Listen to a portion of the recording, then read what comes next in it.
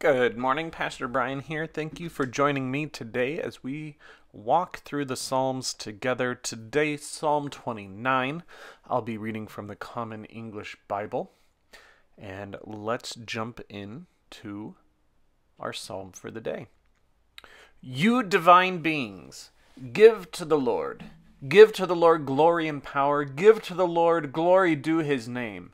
Bow down to the Lord in holy splendor. The Lord's voice is over the waters. The glorious God thunders. The Lord is over the mighty waters. The Lord's voice is strong. The Lord's voice is majestic. The Lord's voice breaks cedar trees. Yes, the Lord shatters the cedars of Lebanon. He makes Lebanon jump around like a young bull, makes Syrian jump around like a young wild ox. The Lord's voice unleashes fiery flames. The Lord's voice shakes the wilderness. Yes, the Lord shakes the wilderness of Kadesh. The Lord's voice convulses the oaks, strips the forest bare.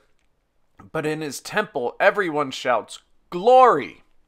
The Lord sits enthroned over the floodwaters. The Lord sits enthroned, King forever.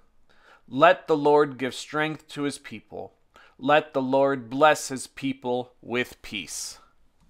It's the end of Psalm 29, yet another psalm that is joyful. Just reading it, you can kind of just feel the joy inside of it. You can tell there's joy by the exclamation points that are put in there. Focusing on, in verse 1 it says, I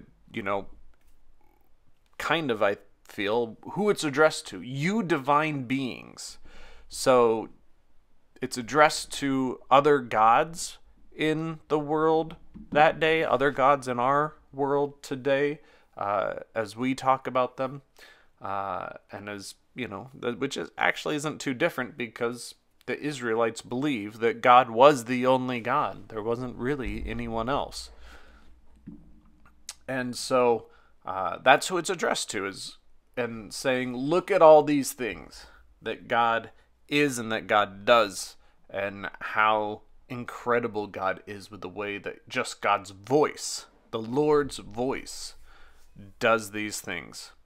And one of the things I want to say about the Lord's voice is, if you go through and count, you will actually see that the psalmist, again attributed to David in Psalm 29, that David includes the phrase "the Lord's voice" 7 times.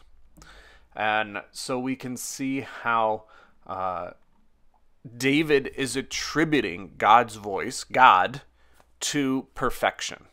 The 7 days of creation are the days in which we first see that number 7. And obviously God saw that it was good, and then at the very end God saw that it was very good when he looked over all of creation. So that number 7 symbolizes perfection and completeness.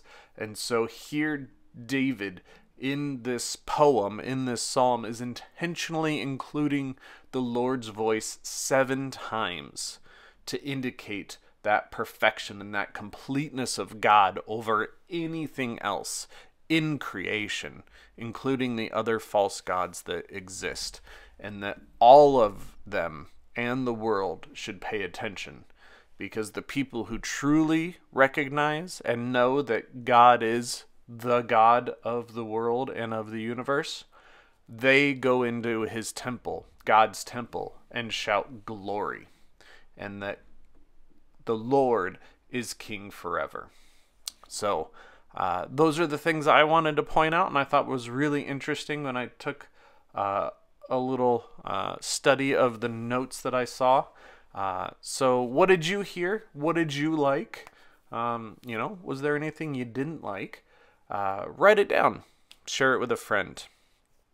Share it with us. Take care of yourselves. Stay safe. And I really hope that you can keep with us as we continue to read a psalm a day together. So blessings to you all, and we'll see you tomorrow.